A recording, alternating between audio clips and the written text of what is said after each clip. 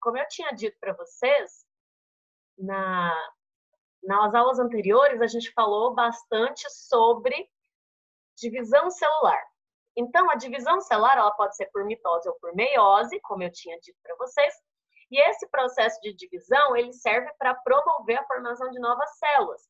Essas novas células que vão se formar, elas podem sim fazer parte de um corpo, de um organismo. Eu tenho uma célula aqui do meu organismo que se dividiu e formou outra célula do meu corpo mesmo. Mas esses processos de divisões também podem acontecer para que ocorra reprodução. E é o que eu vou explicar para vocês hoje. Os diferentes tipos de reprodução e quero que prestem muita atenção. Qualquer dúvida, podem me interromper e perguntar aí. Combinado? Vamos lá, então.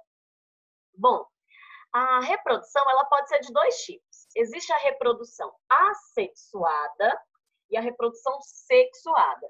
Quando a gente fala assim, não está relacionada necessariamente à relação sexual, por exemplo. Quando eu falo de reprodução assexuada, eu estou falando, ou sexuada, eu estou falando da necessidade ou não de terem união de gametas. Então, por exemplo, uma árvore, ela faz reprodução sexuada e nem por isso vai ter relação sexual. Entenderam o que eu estou querendo dizer? Não necessariamente vai acontecer não tem relação. Algumas espécies, sim, lógico, mas não necessariamente tem a necessidade disso para acontecer a reprodução sexuada. Então, a reprodução assexuada, ela acontece sem a participação de gametas. Então, não tem troca de material genético entre os organismos. E ela pode acontecer de várias maneiras diferentes. Quais são as vantagens da reprodução assexuada? Por que algumas espécies fazem isso? Primeiro, rapidez. Muito rápido ele consegue produzir uma grande quantidade de indivíduos. Requer menos energia e recurso nutricional, além de ser mais rápido, gasta menos energia para conseguir fazer esse tipo de reprodução. Produz um número muito maior de descendentes, enquanto nós, geralmente, né, na gravidez aqui da mulher, uma criança, normalmente, né, a maioria pelo menos, lá na reprodução assexuada, produz centenas, às vezes, dependendo da espécie. E um só indivíduo, ele pode colonizar áreas de condições semelhantes sem a intervenção de um segundo indivíduo. Então, ele vai conseguir produzir, ele está lá sozinho no lugar e ele consegue povoar aquele lugar sozinho, sem precisar de ninguém para estar junto com ele. E uma outra vantagem, que também pode ser uma desvantagem, que eu vou explicar daqui a pouco, é que ele produz réplicas exatas do progenitor, ou seja, ele produz clones. Então, por exemplo, quando a gente fala de planta, você tem uma planta que tem uma característica muito boa ali, todas as características de desenvolvimento, uma planta frutífera que produz muito mesmo, o fruto é saboroso. Então, quando você pega e faz um clone dessa planta, as outras plantinhas vão ser geneticamente idênticas, então é uma vantagem. As outras plantas vão nascer com essa mesma característica vantajosa daquela espécie, tá? Então, essas são as vantagens da reprodução assexuada. Quais são as desvantagens? Justamente a falta dessa variabilidade genética. Então, isso não favorece a evolução das espécies. E é muito difícil com relação à adaptação de novos indivíduos ao meio, por exemplo, ou se acontece Imagina que teve ali uma mudança ambiental muito drástica e todas as espécies são iguais, todas são suscetíveis àquela mudança. Imagina que veio uma praga, eu acho que eu até comentei na aula passada a respeito da banana, que tem uma pesquisa que diz que a banana pode acabar. Por quê? Porque como é sempre por reprodução clonal, tudo é geneticamente idêntica, se vem uma praga e mata ali uma espécie, todas as outras são suscetíveis, porque não tem diferença, é tudo idêntico. Então, da mesma forma que eu falei que isso é uma vantagem, porque se é uma espécie que produz muito, torna-se também uma desvantagem por essa falta de variabilidade genética. Tranquilo nessa parte aí da diferença das duas? Por que qual a vantagem e qual a desvantagem? Então, vantagem porque produz muito, rápido, gasta menos energia e produz esses clones que eu falei para vocês que, se for vantajoso, é bom. A desvantagem é essa ausência de variabilidade genética, o que torna todas as espécies idênticas, sem evolução e sendo suscetíveis aí a qualquer problema que aconteça, tá? Quais são os tipos, então, de reprodução assexuada? O primeiro tipo que a gente vai falar é a divisão binária. Olha só, presta atenção. Parece muito com a mitose que a gente viu lá atrás, né? Eu tenho um organismo unicelular, ou seja, meu organismo é formado por uma única célula. Essa célula vai duplicar os seus genes e vai se dividir formando duas células idênticas. Não foi o que a gente viu lá da mitose? Então, é um processo muito parecido, como eu disse. Só que não tem todas aquelas etapas, por isso que não é uma mitose, tá? É uma divisão binária. Então, ele duplica o seu material genético, separa no meio e forma duas. Divisão binária, o nome já fala. 2. Além disso, tem a divisão múltipla. Eu acho que eu nem coloquei no slide, mas é a mesma coisa, só que ao invés de formar só dois, ele consegue formar mais de dois clones ali, células idênticas. Outro processo de reprodução assexuada é a fragmentação. O organismo, ele se fragmenta, pode ser espontaneamente ou por um acidente, e isso forma um novo organismo. Então, se você encontrar por aí uma planária, e você cortar essa planária no meio, você vai ter duas planárias. Uma esponja. Então, existem vários animais que têm essa capacidade de regenerar e formar um novo organismo. Então, ele fragmenta, ele corta ali no meio, e aí ele forma dois organismos. Ele consegue regenerar e formar novos organismos. Outro tipo... entrando aqui na sala. A divisão múltipla, né? Que eu achei que não tinha aqui, mas tem. O núcleo da célula-mãe, ele divide em vários núcleos. Cada núcleo possui citoplasma e uma membrana e dá origem a várias células filhas. Um exemplo que ele citou aqui é o plasmódio SP, que causa malária, né? Então, ele entra na sua célula, quando a pessoa está doente, ele entra na célula, ele se divide, o núcleo dele forma vários outros DNAs, vários outros núcleos que vai se dividir e formar um monte de organismos que vai sair para infectar, para causar febre, vários problemas ali, certo? Outro tipo é a reprodução vegetativa.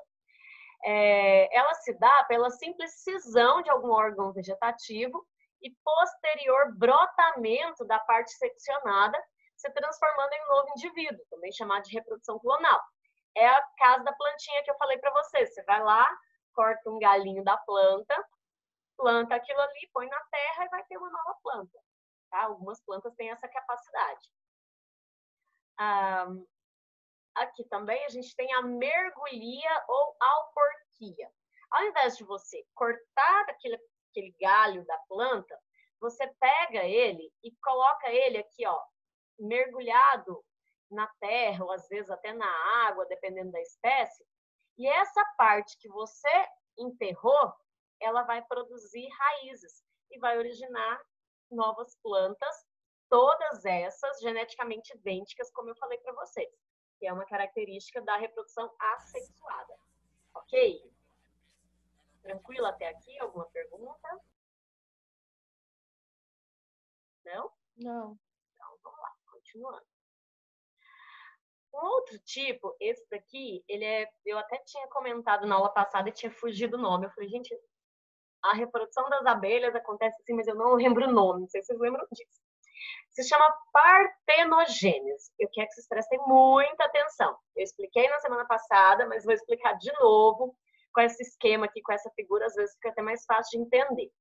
Ele é um tipo de reprodução em que o indivíduo ele pode reproduzir com ou sem a fecundação. Qual é a importância? Imagina lá numa colmeia, quem trabalha são as fêmeas. Então, as operárias são fêmeas, elas buscam néctar, elas produzem mel, elas cuidam dos filhotes, elas têm várias funções. Qual a função do macho lá na colmeia? Só reprodução. Tanto que quando termina o acasalamento, a fêmea ela mata o macho. Isso é muito comum em várias espécies. Existe canibalismo em algumas espécies, que a fêmea, depois que acasala, ela come o macho ali, e quando eu estou na sala, eu brincando, mas aqui eu não vou brincar não, porque tá gravando, né? Aí vou ser mais séria. E aí, gente, o que que acontece? No caso das abelhas, olha só para vocês verem o que que ela vai fazer. Então, eu tenho aqui o macho, e o macho, ele é haploide. Alguém se lembra o que que é isso? Eu já falei para vocês. Qual a diferença de uma célula haploide para uma célula diploide? O macho é haploide, a fêmea é diploide. Alguém consegue lembrar a diferença?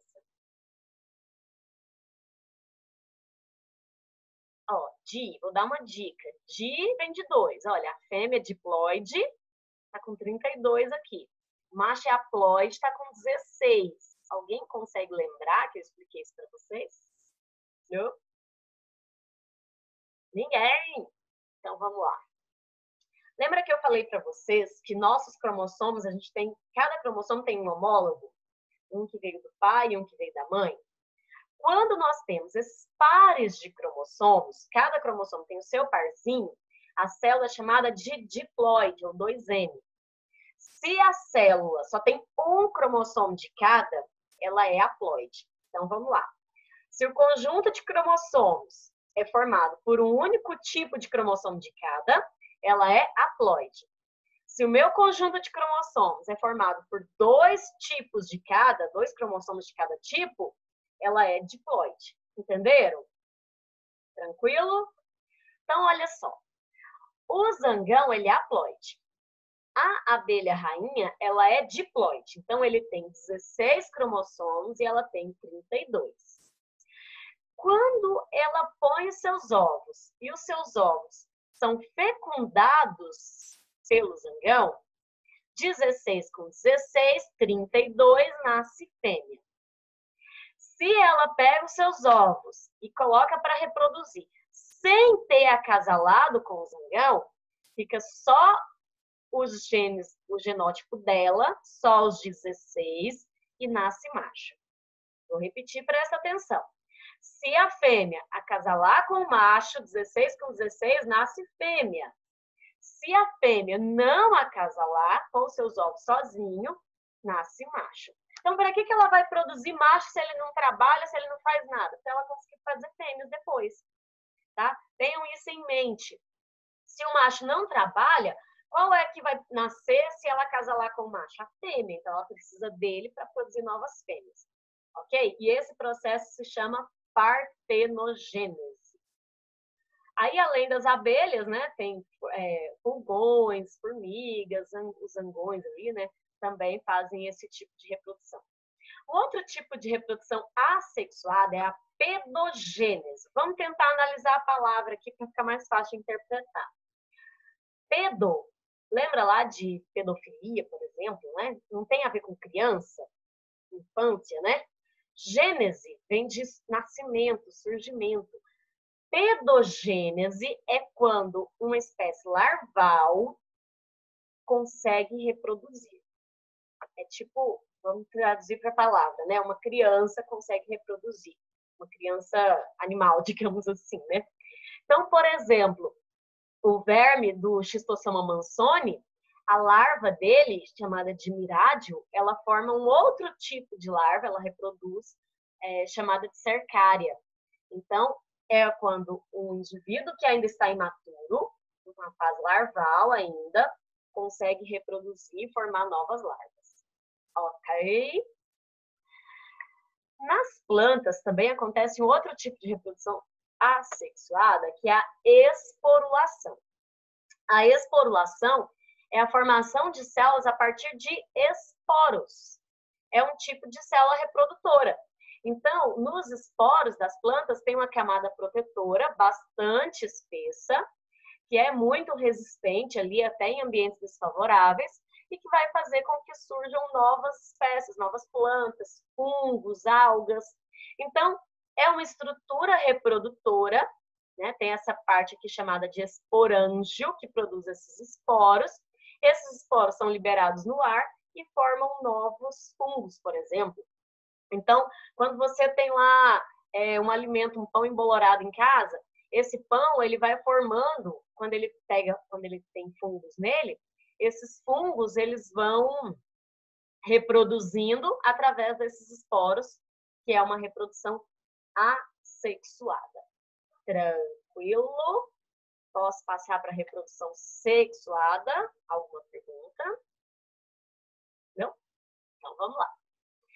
Então, como eu disse, ao contrário da reprodução assexuada, na reprodução sexuada, eu tenho a união de gametas. Aqui eu estou representando tanto na espécie humana, né, quanto nas plantas. Então, aqui os espermatozoides e aqui o óvulo, vocês viram? Olha só o tamanho, a diferença de tamanho dos dois. Lembra que eu falei que na meiose lá das mulheres, quando ele divide, uma célula fica grandona e as outras pequenininhas, né, os núcleos polares, é mais ou menos por causa disso, porque ela precisa armazenar esses nutrientes. O embrião, quando acontece a fecundação, ainda não é embrião, né, mas aconteceu a fecundação, acontece isso lá nas tubas uterinas. E esse óvulo fecundado, ele tem que ir para o útero, tem que chegar lá e ele tem que sofrer o processo chamado de nidação, onde ele vai fixar lá para começar a formar o bebezinho. O que acontece? Nesse período, o corpo da mãe, ele não está mandando alimento para o filho, né, para o futuro filho. Então, ele precisa ter nutrientes, essa célula, para sobreviver. Então, por isso que essa célula é tão grande, porque ela possui, vocês vão estudar isso depois, acho que lá no segundo ano, sobre os tipos de ovos, tipos de segmentação, vocês vão ver que os ovos das fêmeas têm nutrientes para servir de alimento para o embrião durante um curto período, ou às vezes, né, o da galinha, por exemplo, das aves, que é durante todo o processo de desenvolvimento. E aqui a gente tem o órgão reprodutor das plantas, que é a flor. Então, na flor, ela tem várias partezinhas aqui, cada parte atua num processo diferente de reprodução. Então, aqui tem o pedúnculo floral, o receptáculo, aqui fica o óvulo da flor, o ovário. Aqui nós temos as pétalas e as sépalas que servem para proteção desse órgão reprodutor, servem para atrair polinizadores. Essa parte aqui, antera e o filete. Agora, quando vocês virem uma flor, vocês vão observar esses detalhes que eu estou mostrando para vocês. Isso aqui é o órgão masculino da flor. Vocês já viram? Quem já observou, assim, já teve curiosidade de pegar uma flor e ficar observando ali as partes dela? Vocês já viram essa estrutura aqui na flor? Alguém, por favor, me responda, não me deixe falando sozinha. Já? Ah, que bom. Então, essa daqui é a parte masculina da flor e essa daqui, mais compridinha, é a parte feminina da flor, tá? Tem plantas que são monóicas e tem plantas que são dioicas. Então, tem plantas que tem os dois, a monóica, ela tem os dois, ela tem o macho, tem a fêmea na mesma planta, que é esse caso aqui, e tem plantas que têm os sexos separados, tá? Então, tem algumas que você consegue visualizar essas duas estruturas numa plantinha só. Então, o que é o processo de reprodução sexuada? Ele vai acontecer essa troca de material genética, que eu falei tanto lá quando eu trabalhei em meiose com vocês, eu falei muito sobre isso. Quando você une esses gametas, você vai juntar tanto os genes do pai quanto os genes da mãe, que passou por processos de mudança ali, de crossing over, de divisão ali aleatória dos cromossomos, que eu falei para vocês. Então, tem todo um processo de mudança e alteração desse material genético que permite essa variabilidade, que é a grande vantagem da reprodução sexuada. Então, vantagem, produção de diversidade genética nos indivíduos através do crossing over e da segregação independente dos genes.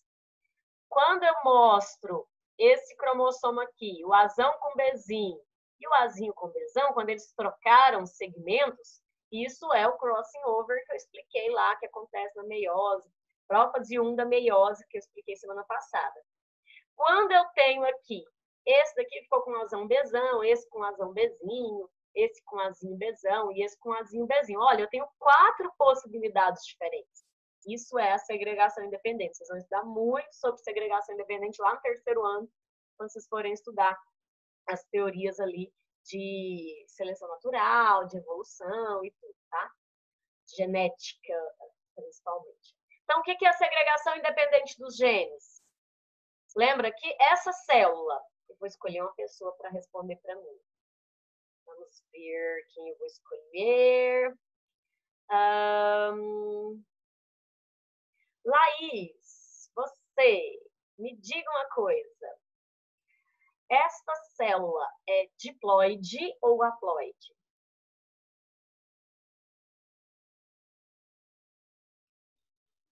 É diploide. Diploide, muito bem. Por que que é uma célula diploide? Porque eu tenho dois... Ih, a senhora travou? Tô escutando, não. Travou para todo mundo? Voltou. É porque o meu fica falhando, Ah, internet. sim. Mas para mim aqui tem hora que dá uma congelada na minha imagem, eu fico assim, será que tá travando para eles também? Olha só. Muito bem, a Laís respondeu certíssimo. É uma célula diploide. Por quê? Porque eu tenho dois cromossomos de cada. Eu tenho dois cromossomos com a característica A e tenho dois cromossomos responsáveis por essa característica B. Então, o que é a segregação independente dos genes? Olha só, os caminhos que ele pode seguir durante a meiose. Então, eu posso ter o azão com Bzão, eu posso ter o azão com Bzão aqui de novo, eu posso ter o azinho com Bzão, eu posso ter o azinho com Bzinho, eu posso ter azinho com Bzão. Então, são as possibilidades que eu tenho de unir esses cromossomos de novo, tá?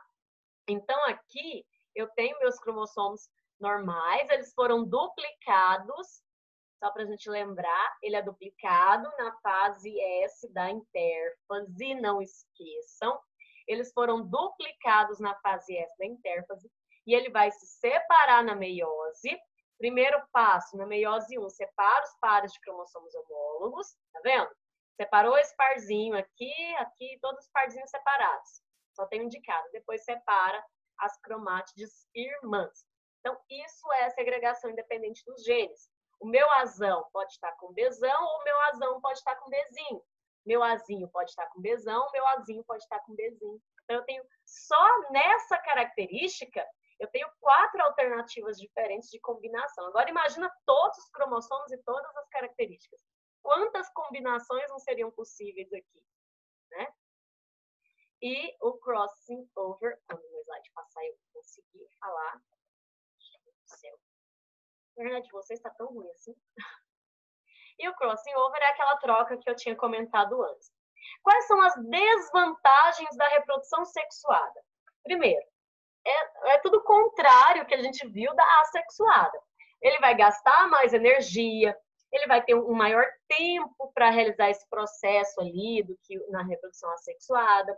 Durante a reprodução, como demora mais para acontecer, produz menos indivíduos, durante a reprodução, os indivíduos eles ficam mais expostos à ação de predadores em algumas espécies.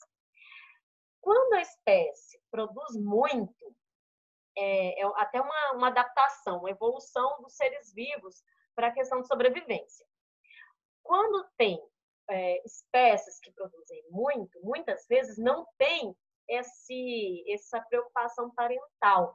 Então, por exemplo, as tartarugas marinhas, elas vêm para a praia, põem os ovinhos, vão embora, e aí as tartaruguinhas nascem sozinhas e têm que se virar sozinhas e encontrar o oceano e ir embora sozinhas. Nesse processo, gente, morre um monte de tartaruguinha. Tem um monte de animal que fica ali só na espreita esperando. E aí morre aquele monte, vai ter algumas que vão conseguir sobreviver. Já tem outras espécies, quando nasce só uma, é mais comum que haja esse cuidado parental. Então, não sei se vocês já viram aqueles documentários, por exemplo, né, dos leões ali, aquele cuidado que eles têm de proteger os filhotes. Por quê? Porque demora para reproduzir, demora, todo o processo, nasce pouco. Então, esse cuidado parental normalmente acontece em espécies que reproduzem uma quantidade menor. Quando é espécie que reproduz muito, muitas vezes ele está sujeito a essa ação dos predadores, por exemplo. Tá?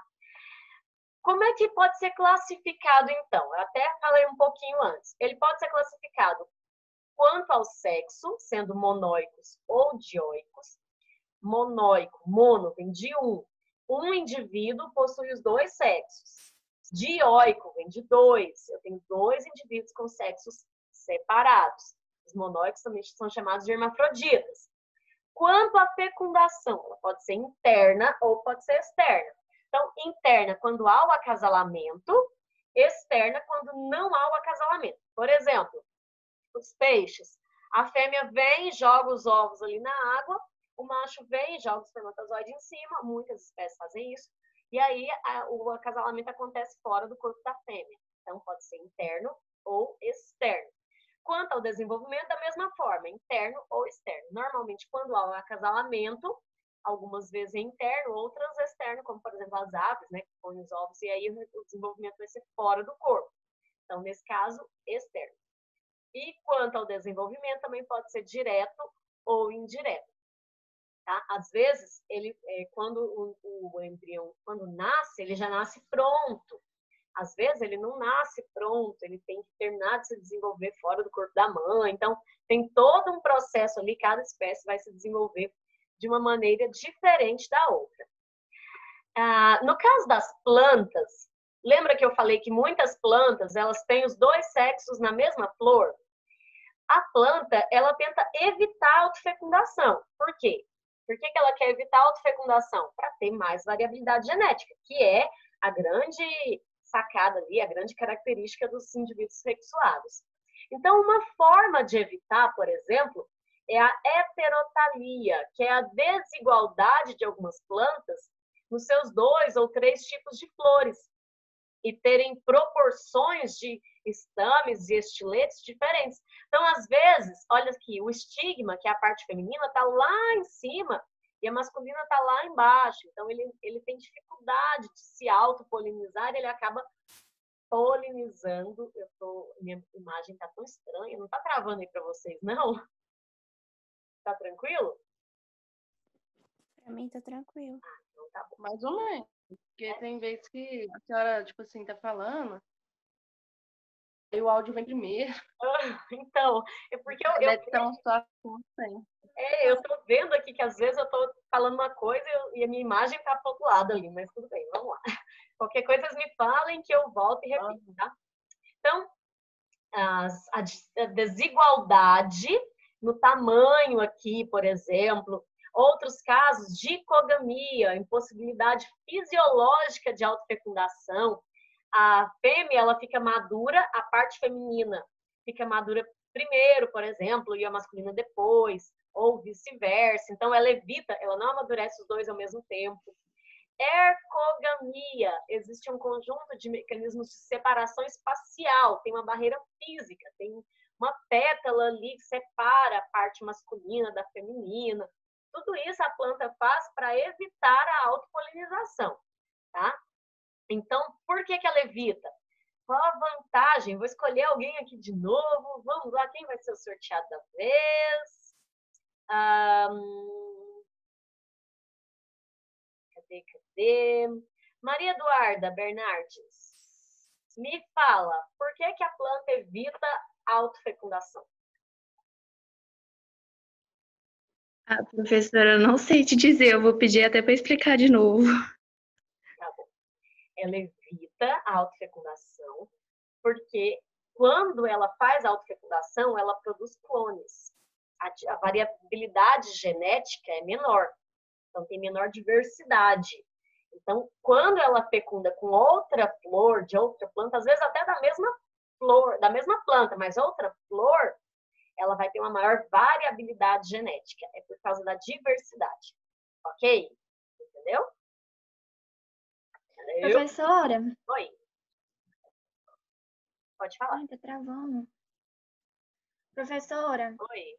Deixa eu te perguntar. A cor pode interferir se ela é fêmea ou macho? Ela o quê? A cor vai interferir? Se ela pode interferir. A cor, ela interfere na flor, da pétala, Tá travando. no sentido de polinização. Então, existem animais, a flor ela é adaptada, é tão perfeito na natureza que, por exemplo, eles encontraram uma flor que tinha um tubo enorme e lá dentro estava o pólen. Então, eles colocaram uma câmera E eles viram que tinha um beija-flor que a língua dele era tão comprida que dava para chegar lá. Então, a flor, ela influencia, a cor da flor influencia no processo de fecundação, de polinização. Então, existem insetos que são atraídos pela cor, pelo cheiro. Plantas que são polinizadas por morcegos, normalmente, elas se abrem à noite para o morcego vir. Então, a cor influencia nisso, tá? Para atrair os insetos que vão polinizar aquela flor, que vão levar o pólen, que é a parte masculina de uma flor, para outra. Entendeu? A importância da cor, ela é importante sim, tá? Para atrair os insetos que são polinizadores. Vamos lá, continuando. Classificação quanto aos tipos de gametas. Existem algumas algas que têm gametas iguais, são as isogamia. Existem outras que têm gametas diferentes, como é o caso de algumas algas também que chama anisogamia, que tem gametas menores e maiores. E tem casos que tem a oogamia, que é o nosso caso, por exemplo, que tem gametas totalmente diferentes, masculinos e femininos. Então, tem espécies, principalmente em algas, que os gametas masculino e feminino são iguais. Tem espécies que esses gametas são diferentes, que é o nosso caso. E o espermatozoide é totalmente diferente do óvulo, tá? Isso é muito importante. Outra coisa que é importante é o ciclo de vida.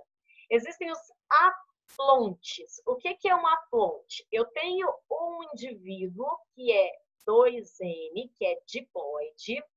Ele vai sofrer meiose, vai sofrer depois mitoses. Essas células aqui, que são haploides, vão N, estão vendo? Vão fecundar e vão formar o organismo de novo e vão formar o óvulo. Então, olha, presta atenção. Deixa eu explicar de novo essa imagem. Eu tenho aqui o ovo diploide, que sofreu meiose. Então, o meu indivíduo adulto, ele é haploide. E aí, depois, ele vai fecundar e vai formar outro óvulo. E existem os que são diplontes. Presta atenção. Eu tenho o ovo diploide, sofre mitose, o indivíduo adulto, ele é diploide. Esse indivíduo adulto vai sofrer meiose, que vai fecundar e formar um ovo. Nós somos aplontes ou diplontes? E aí? Júlia Vaz, conta pra mim, o que você acha? Pode chutar, não tem nada não, depois eu explico. Nós somos aplontes ou diplontes? E aí? Ups, passei direto. Vou dar uma dica. No aplonte, o indivíduo adulto é haploide. No diplonte, o indivíduo adulto é diploide. E aí? Alguém? Acho que a gente é diploide. Isso, muito bem. Nós somos diploides. Então, o nosso ciclo é esse daqui, diplonte. Tá? Isso aí mesmo, certinho. Como nós somos... Então, a meiose acontece antes de formar o gameta. Tem espécies que elas são haploides. A meiose acontece antes de formar o indivíduo. O indivíduo vai ser haploide, tá? E tem o caso das plantas, eu não vou entrar nisso, que são os aplodiplobiontes. Olha só para vocês verem. Que ela tem duas fases de vida. Não vou entrar nisso aqui hoje, só vou citar, mas depois a gente fala com mais detalhes. Eu tenho o indivíduo, o ovo diploide, sofre mitose, vai formar um adulto haploide chamado esporófito. Depois, diploide chamado esporófito. O indivíduo diploide sofre meiose e vai formar um outro adulto, que é a fase gametofítica, que é haploide. Não sofre com isso aqui não, tá? Eu vou falar depois com mais calma. Mas eu quero que vocês tenham entendido que nós somos diplontes. Por que nós somos diplontes? Porque nossa meiose acontece para formar os gametas e o adulto é diploide, certo? as plantas têm os 2 ciclos de vida, mas não dá para falar em 38 segundos, que é o meu tempo. E queria contar para vocês que hoje é o dia do biólogo, hoje é meu dia, gente. Eu coloquei até essa imagem aqui para vocês verem. Esse biólogo é meio doido, né? Tá bom. E aí, nós temos 38 segundos para perguntas. Sei que não dá tempo. Todo mundo colocou o nome no bate-papo. Gente, me deram mais 1 minuto aqui. Olha que legal. Alguma pergunta? A internet hoje está horrível mesmo, é só aqui também. Mas está gravada. Espero que a gravação tenha ficado normal e que vocês consigam assistir. Mas qualquer dúvida, falta 1 minuto na atividade ou até na explicação mesmo, mandem mensagem no grupo ou no privado e eu ajudo vocês, tá bom? Alguma pergunta, mais uma vez, ou perguntar se tem alguma pergunta, não?